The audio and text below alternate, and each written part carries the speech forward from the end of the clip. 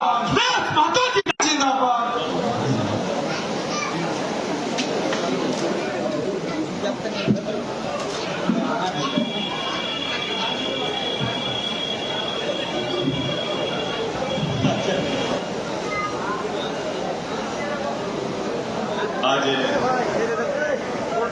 AJSU party के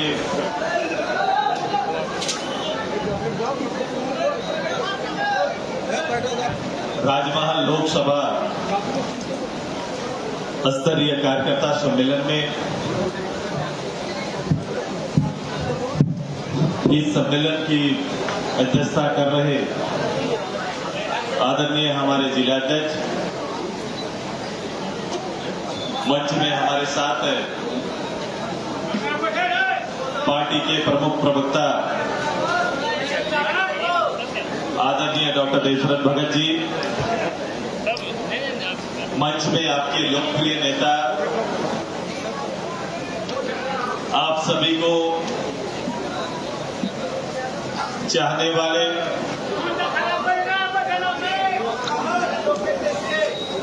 एक सेवक के रूप में अपना परिचय बनाने वाले आपके पूर्व विधायक, पार्टी के केंद्रीय उपाध्यक्ष अखिल भाई के लिए ताली नहीं बजता है क्या?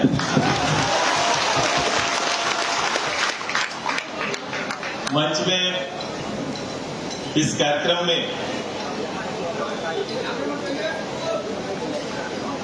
हमारे पार्टी के वरीय नेता और जिनके अंदर लोगों की सेवा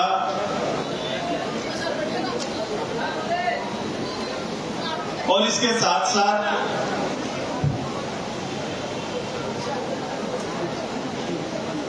सब कुछ होते हुए भी अपने आप को साधारण कैसे रखा जाता है,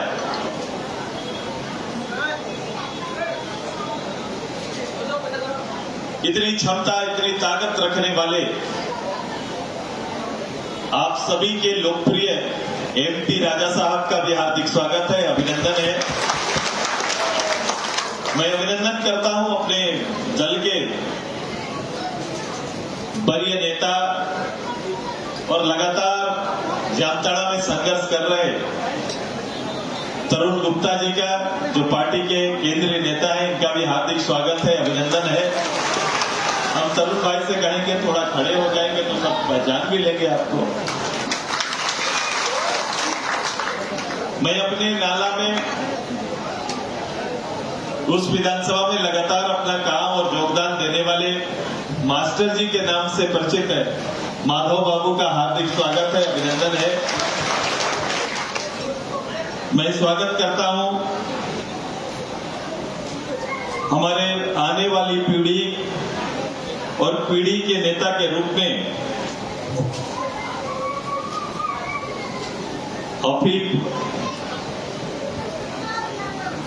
अफीफ जी का, खड़े हो जाएंगे। उन्होंने बहुत चीज मांगा है मुझसे। मैं अपने इस पूरे संसार परिक्रमा में कोऑर्डिनेट करने वाले और पार्टी के रीढ़ के रूप में काम करने वाले अजय जी का भी हार्दिक स्वागत है, अभिनंदन है। मैं पार्टी के केंद्रीय नेता मंडल जी का भी हार्दिक स्वागत करते हैं, अभिनंदन करते हैं। साहिबगंज जिला के आदरणीय जिलाध्यक्ष चतुरानंद पांडे जी का हार्दिक स्वागत है, अभिनंदन है। मैं अपने जामताड़ा जिला के अध्यक्ष जी का स्वागत करते हैं। हम अपने गोड्डा जिला के जिलाध्यक्ष जी का स्वागत करते हैं। देवघर के नौजवान साथी जिलाध्यक्ष का हार्दिक स्वागत करते हैं।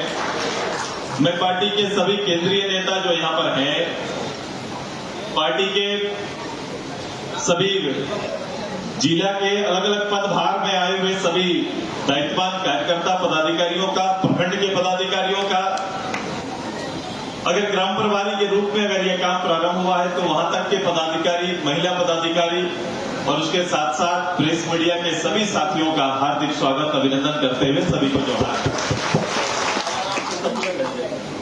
क्या सब कर जाएगा। एक लंबे अरसे के बाद राजमहल लोकसभा पर चर्चा करने के लिए कार्यकर्ताओं के साथ आज का कार्यक्रम सुनिश्चित हुआ है। भीषण गर्मी है, इसके बावजूद कार्यकर्ताओं का योगदान सराहनीय है। मैं हजारों की तादाद में आए हुए आप सभी कार्यकर्ताओं का तहे दिल से हार्दिक स्वागत करता हूं, अभिनंदन करता हूं आप सभी का। हम सभी एक राजनीतिक कार्यकर्ता और उसके दायित्व के आधार पर सभी लोग यहां पर पहुंचे। हमारे पूर्व वक्ता जिनको मैं सुन रहा था, वर्तमान सरकार के गुणों की चर्चा कर रहे थे। राजनीतिक परिभाषा में लोग आलोचना कह सकते हैं, लेकिन मुझे इस सरकार के गुण लगते हैं जिनकी चर्चा कर रहे थे। और चर्चा का मूल उद्देश्य आपके क्षेत्र में जो अभाव है, जो कमियां हैं, वो उसका केंद्र बिंदु था। आपने अपने क्षेत्र के पानी के अभाव के बारे में चर्चा किया, सिंचाई के जल के बारे में चर्चा किया, आपने अपने क्षेत्र के लॉ एंड ऑर्डर पर चर्चा किया, कानून व्यवस्था पर चर्चा किया, आपने अपने क्षेत्र पर रोजगार के सृजित करने वाले अवसर को और उनके बंद होने का कारोबार पर चर्चा किया, आपने अपने क्षेत्र के स्वास्थ्य सेवा पर चर्चा किया, आपने शिक्षा व्यवस्था पर चर्चा किया। ये मूल केंद्र रहा। मुझे आज अच्छा लग रहा है, मुझे आज इस बात का अच्छा लग रहा है कि आफ्टर इलेक्शन के बाद लोग अपनी आवश्यकताओं पर चर्चा करते और आवश्यकता के आधार पर राजनीतिक आलोचनाएं करते। एक अच्छी परंपरा अभी लग रहा है, लेकिन मैं व्यक्तिगत साक्षी हूं। मैं व्यक्तिगत रूप से दोनों विधानसभा, खासकर पाकुड़ और राजमहल, जितना समय मुझसे हो सका मैंने गांव-गांव तक जाकर रात तक आपके साथ बैठक किया, मैंने मीटिंग करने का काम किया। मैं समझना भी चाह रहा था। मेरे लिए कई चीजें नया एक्सपीरियंस था मेरे जीवन में। लोकप्रियता तो दिख रही थी मेरे दोनों लीडर का। जहां लोग चाहते थे कि दोनों स्थापित हो, लोग चाहते थे कि ये मेरा नेता बने, ये हमारा नेतृत्व करे, ऐसी भावनाएं थी। लेकिन परिणाम आने के बाद और परिणाम के बीच का टसल, क्योंकि मैं जब आपके बीच में था तो मेरा परिचय पूरे प्रदेश भर में एक उम्मीद के रूप में मेरा परिचय बनता है। लोग ये कहेंगे कि ये व्यक्ति नेतृत्व करेंगे, तो विकास के जो मानक पर आप चर्चा कर रहे हैं वो मानक पूरा हो सकता है। ये विश्वास का हम लोग ने बनाया। मेरा आपका संबंध और मेरे बारे में कल्पनाएं, और उसका आधार क्या होगा? उसका आधार यही होगा कि इस व्यक्ति ने अपना राजनीतिक परिचय खुद बनाया, राजनीति को फैलाया, मजबूती से उस मंच पर खड़ा है, और जब मंच पर जाता है तो लोगों के लिए नए कीर्तिमान स्थापित करता है। यही परिचय बनाया है और इसी परिचय के साथ आज मंच पर फिर से आपके बीच आए। बताओ पूरा वातावरण को। उस समय गांव में रोजी रोटी, अस्पताल, दवाई तब भी आवश्यकता थी, लेकिन उसके बाद कांग्रेस, झारखंड मुक्ति मोर्चा के इस गठबंधन के लोगों ने आपके पास आपके पानी को, अस्पताल को, आपके रोजगार को किनारे करते हुए एनआरसी जैसा सब्जेक्ट आपको देने का काम किया था। एनआरसी ये सब्जेक्ट दिया कि नहीं आपको? और ये सब्जेक्ट एक बार नहीं, आजादी के बाद से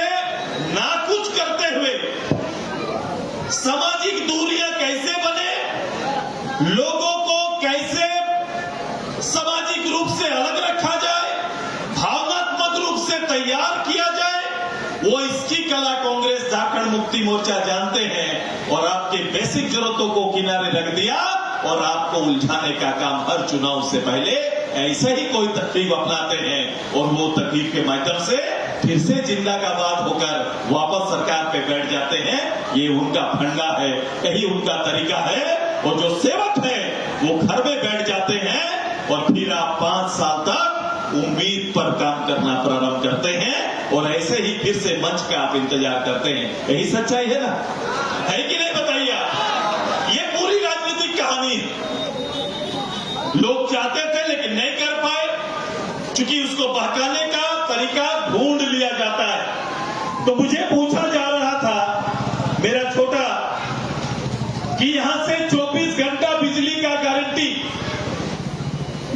रोजगार का गारंटी, ये सब हो सकता है जब सुदेश महतो मंच पर है या पंच पर जब रहेगा तो ये सारा काम हो सकता है।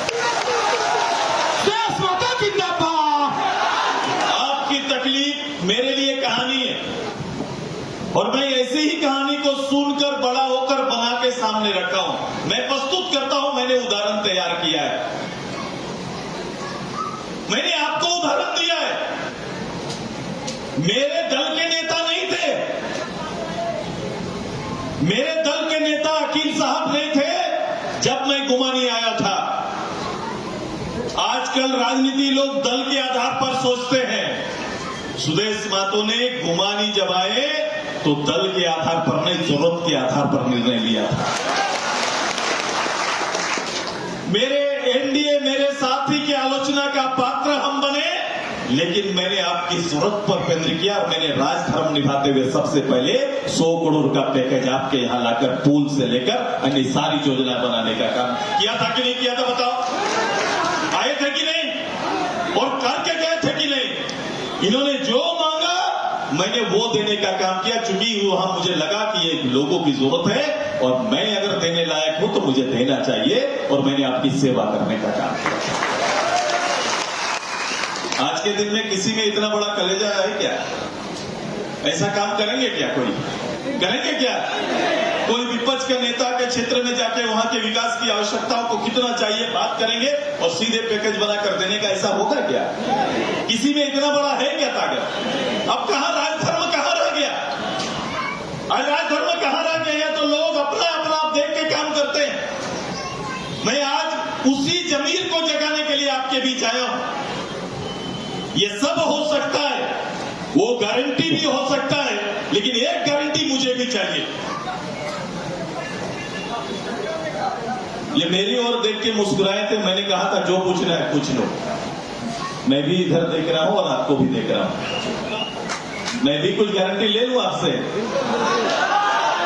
ये तो मेरा कैडर है, आप मेरा कैडर है जिसके लिए मेहनत करना है, जिसको पार्टी के नीतियों पर काम करना है। मेरे लिए आप पब्लिक नहीं है, न ये मेरे लिए कोई पब्लिक सभा है। मैं अपने गार्डर के माध्यम से कह रहा हूं कि एक गारंटी यहां के लोगों से ले लो जिनको 55 साल दिया है, दिन गिन लेंगे। प्रत्यक्ष रूप से जिस परिवार को 40 साल का राजनीति दिया, केंद्र सरकार से लेकर मुख्यमंत्री तक, एक बार नहीं बाप बेटा मिलके 5 बार, 5 बार जिसको दिया उसी के लोकसभा क्षेत्र में हम हैं और उसी के अभाव को आप उंगलियों से गिनाने का काम कर रहे हैं। तो ये गारंटी कर लो और गांव में जाओ कि अब हाथ छाप और तीर धनुष को वोट नहीं देंगे, इसका गारंटी कर लीजिए। ये भी तो गारंटी चाहिए कि नहीं? ये गारंटी कर लीजिए। आपके अभाव का नेतृत्व सुदेश महतो, एमटी राजा, वकील भाई करेंगे, इसका गारंटी हम देंगे। हम मिलकर हम काम करने की इच्छा थी। 4 दिन हम रहे, मुझे लगा था कि संताल के अंदर में ये घर हमको सजाने दो, यही मांगा था आपसे। फिर ये 18 घर स्वतः हमारे पीछे लग जाएंगे। सुदेश महतो की तैयारी ऐसी होती है, इसीलिए मांगा था मैंने इसको। आज बताओ, आपको तो सब है, इस लोकसभा को तो कोई तकलीफ नहीं होना चाहिए। राजनीतिक सारी शक्तियां आपके पास है भाई, आपके पास मुख्यमंत्री है, इसी लोकसभा से आपने मुख्यमंत्री दिया है, इसी लोकसभा से आपके ग्रामीण विकास मंत्री हैं, इसी लोकसभा से आपका सांसद भी आपका उसी दल से है। अब बताओ, आपको तो कमी नहीं होना चाहिए। मैं कुछ ना बोलूं, आलमगीर भाई के एरिया में तो कम से कम काम होना चाहिए। आलमगीर भाई के यहां पर गरीबों के लिए 3 लाख का मकान तो बन रहा होगा।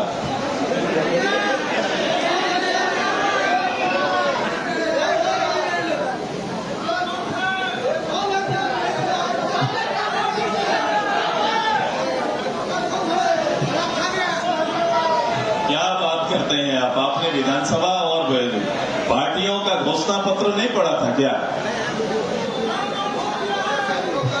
3 लाख का आवास आपके यहां पर आ रहा है कि नहीं आ रहा है?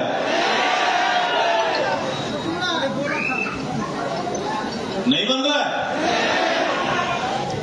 आलमगीर भाई का विभाग ग्रामीण विकास विभाग है। प्रधानमंत्री आवास में तो कोई किसी को 1 रुपया ठग नहीं रहा है, इसका तो गारंटी यहां पर होगा ना। ब्लॉक उन्हीं का जिम्मा है, मैं सर्कल को अलग कर दूंगा, ब्लॉक उन्हीं का जिम्मा है। ब्लॉक का कोई भी काम के लिए कोई कर्मचारी से लेकर पदाधिकारी पैसा तो नहीं मांगता होगा ना।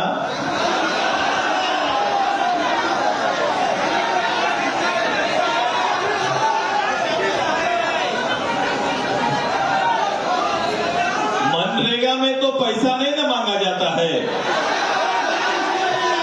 क्योंकि जो पदाधिकारी मांग रहा है कर्मचारी से लेकर वीडियो तक या डीसी डीडीसी, वो सभी के मंत्री आलमगीर साहब हैं। और आलमगीर साहब से तो भय तो लगता होगा ना, भय तो लगता होगा कि जब कमांड करने वाला अपने यहां पर है तो किस लिहाज से हम कोई गलती या हरकत करें। इसलिए यहां पर भ्रष्टाचार संभव नहीं है। एक भी कहीं पर किसी ब्लॉक या जिला मुख्यालय में किसी को पैसा देने की जरूरत नहीं पड़ती है। नहीं पड़ता ना, किसी को नहीं लगता ना। अरे मेरी बात को समझ लो मेरे भाई,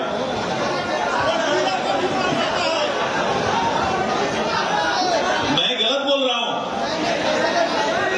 मैं गलत बोल रहा हूं। ऐसा आलमगीर साहब ने विधानसभा में हम लोग को बताया।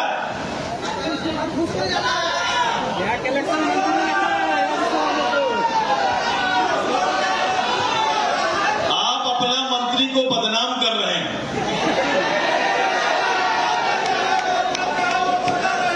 ऐसा है क्या?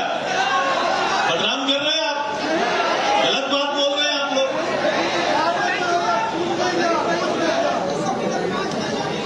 तो क्या यहां का सारा सरकारी कर्मचारी पदाधिकारी बिना पैसा का काम नहीं करता? यह सच्चाई है, यही सच्चाई है।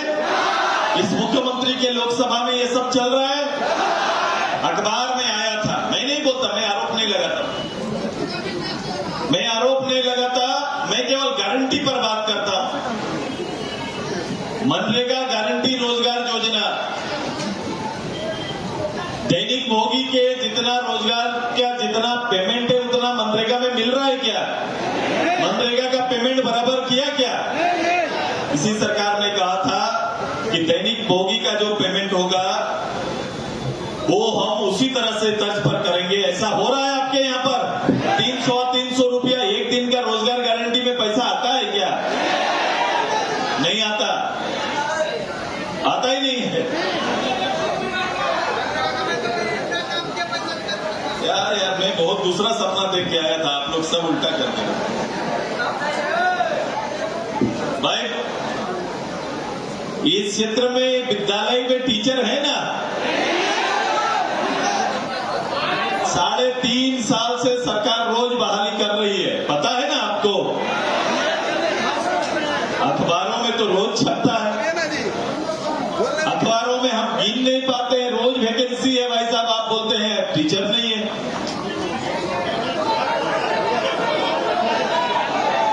है क्या? टीचर नहीं है? नहीं भाई, जो मुख्यमंत्री बोलेंगे अखबार की मजबूरी है, छापना पड़ेगा। मंत्री मुख्यमंत्री राजा ना, किंग है ना, वो राजा है। मैं तो हाउस के अंदर बोलता हूँ भाई, युवराज को अब राजा हो गया, क्योंकि राजतंत्र है यहाँ पर। लोकतंत्र रहता तो ग्राम सभा की बातों का सम्मान होता। आलमगीर साहब, यहाँ अगर यहाँ पर लोगों की भावना, ग्राम सभा का भावना का सम्मान नहीं हो रहा है, मतलब राजतंत्र चल रहा है यहाँ पर, लोकतंत्र स्थापित नहीं है। और लोकतंत्र की भाषा आपके अधिकारी नहीं समझ रहे क्या? समझ रहे कोई अधिकारी? दरोगा की ड्यूटी कहां है बताओ?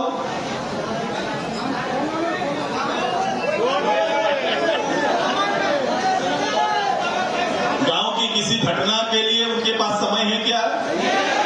लोगों का केस इतना पड़ा हुआ है थाना में, जिला में, ये पुलिस प्रशासन को उन्हें निपटाने का समय है क्या?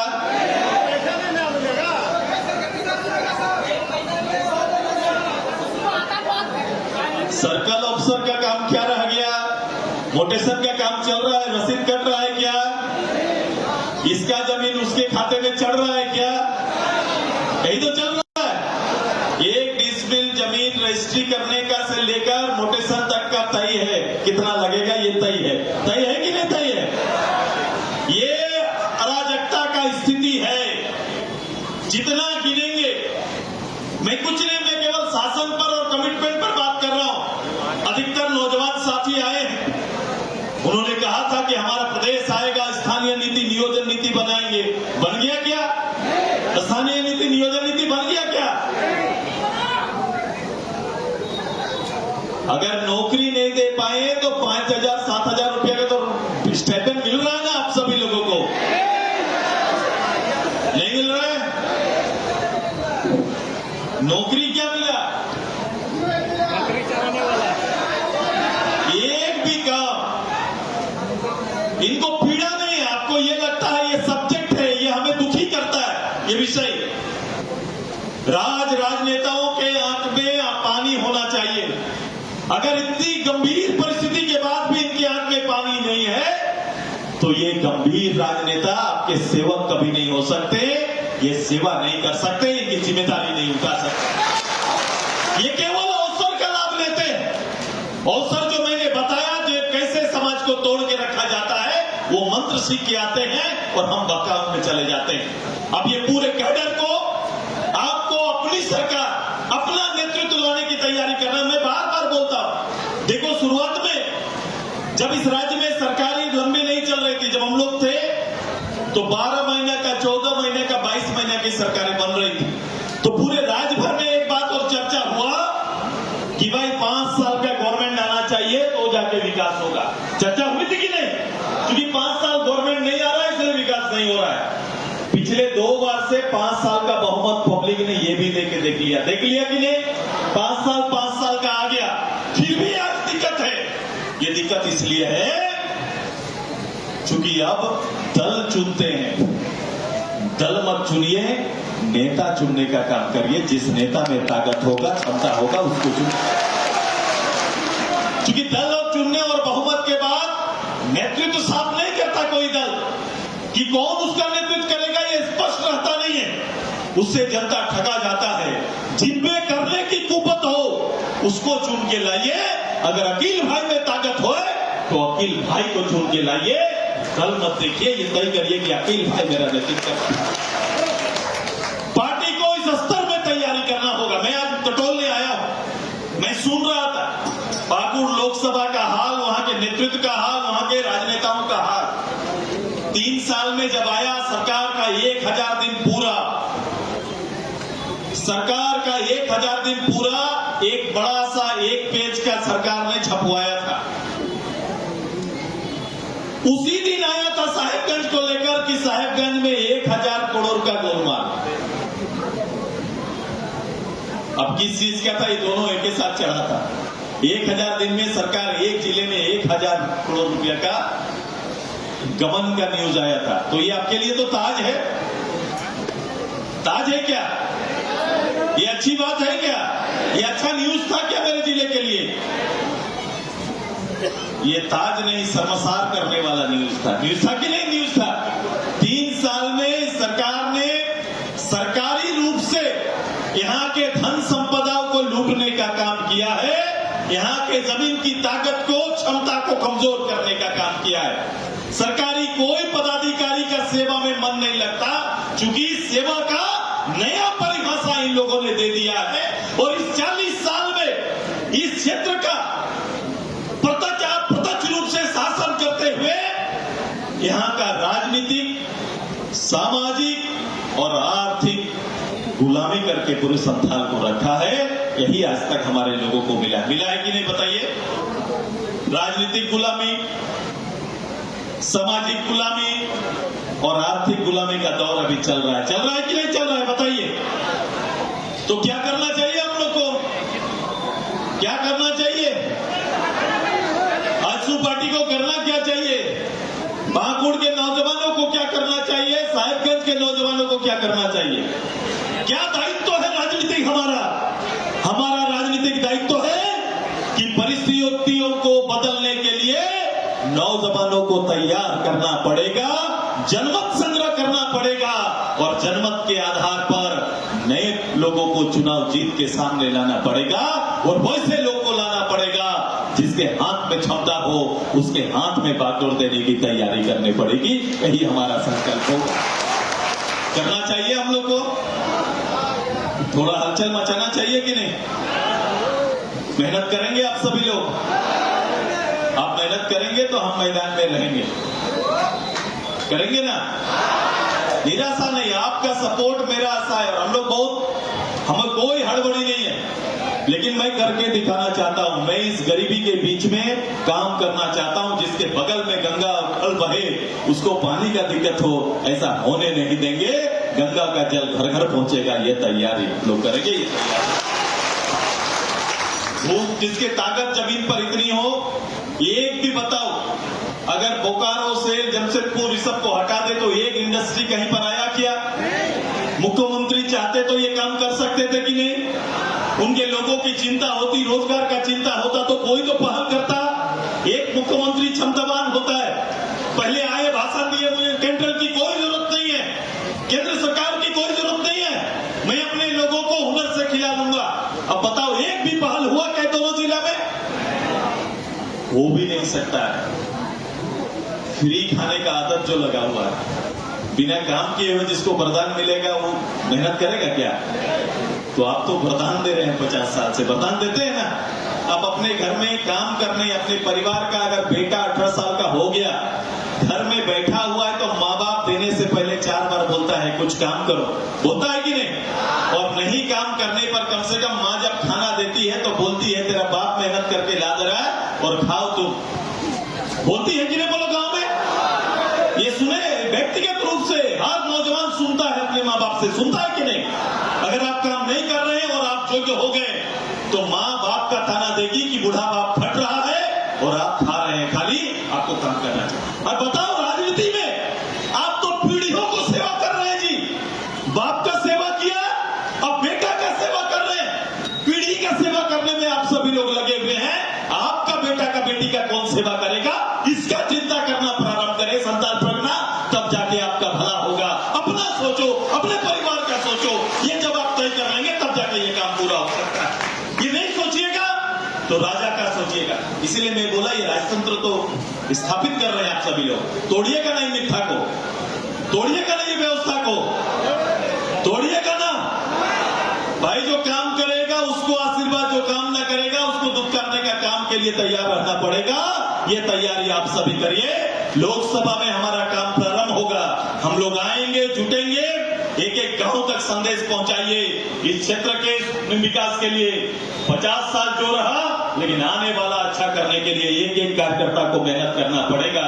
तैयार है सभी लोग?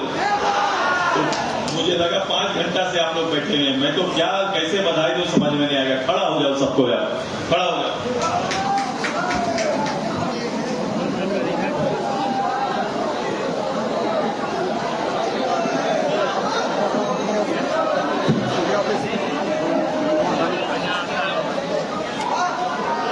महिलाओं के लिए कुछ कार्यक्रम चला रहे हैं आलमगीर भाई, कुछ चल रहा है दीदी? रोजगार का कोई आधार चल रहा है महिलाओं के लिए? कुछ कार्यक्रम चल रहा है कहीं पर? नहीं चला रहे हैं।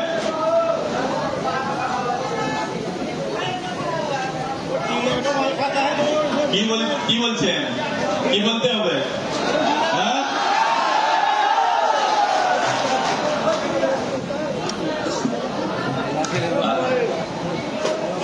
সবাই তৈরি আছো না হো কিছু করতে হবে তো হ্যাঁ করতে হবে তো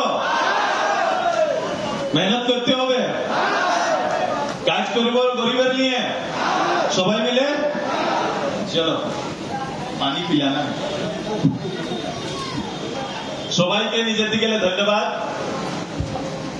আশা করি সবাই নিজের রাজনীতির চিন্তাধারাকে মজবুত করে আপনারা সবাই এই হাত আর কি বলে তীর ধনুষকে সাফ করবার নিয়ে কাজ করবেন তো সবাই হবে তো সাফ এবারে এই সংকল্পটা আপনারা গায়ের লোককে দাও গায়ে যাও আর এদের যে কর্ম যে মানুষটা কর্ম করছে সে মানুষটার বারে চর্চা করো আর বলো কি অকিল ভাই এমটি ভাই মতন আমরা সেবক চাই আমাকে राजा नहीं सेवक चाहिए ये तैयारी करिए आप सभी लोग ये तैयारी आप सभी लोग मिलकर करेंगे ना सभी लोग चलो एक बार जोरदार ताली के साथ हम लोग राजमहल के कार्यकर्ताओं को हम लोग बधाई देंगे आजसू पार्टी जिंदाबाद जिंदाबाद जिंदाबाद आजसू पार्टी जिंदाबाद जिंदाबाद जिंदाबाद घर से निकलता तो मेरे स्वर्ण रेखा किनारे मेरा घर है हम कहाँ जा रहे हैं बोल रहे हैं हमारे गंगा किनारे जा रहे हैं अभी